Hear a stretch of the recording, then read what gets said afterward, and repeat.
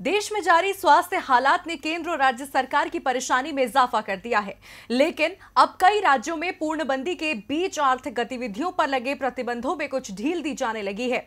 ऐसी ही तस्वीर छत्तीसगढ़ से भी सामने आई है, जहां कुछ रियायतें देकर अर्थव्यवस्था में तेजी लाने और कामगारों की परेशानी कम करने पर जोर दिया जा रहा है।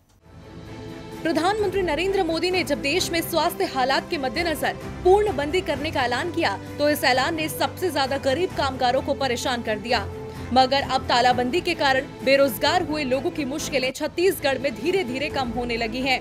जी हां, मुख्यमंत्री भूपेश बघेल के आदेश पर प्रदेश के 16 जिलों में छोटे बड़े लगभग 500 से ज्यादा उद्योगों में काम शुरू हो गया है। इनमें करीब 1300 प्रवासी सहित 63,000 कामगार काम कर रहे हैं। ये प्रवासी कामगार प्रदेश के राहत कैंपों में फंसे हुए थे। राहत की एक बात ये भी है कि प्रदेश में लिए गए अब तक के सैंपल में से 99.7% की रिपोर्ट नेगेटिव आई है। वहीं सूबे में मनरेगा के तहत बिलासपुर में मजदूर काम कर रहे हैं। प्रदेश में ग्रामीण क्षेत्रों की अर्थव्यवस्था को बढ़ाने की दिशा में काम किया जा रहा है। अब तक मनरेगा के तहत 13.55 लाख कामगार काम कर रहे हैं। राज्य ग्रामीण आजीविका मिशन के माध्यम से गाँव में लोगों को स्वरोजगार से जोड़ा जा रहा है। दुर्ग के उद्योगों में 29,000 से ज्यादा कामगार काम पर लौटे हैं।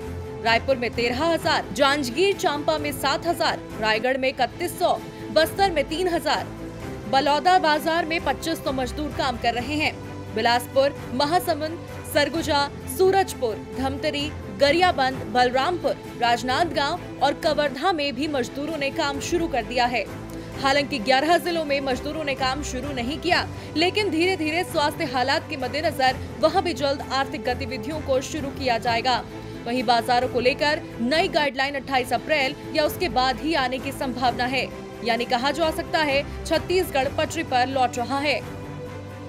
डीबी लाइव की रिपोर्ट।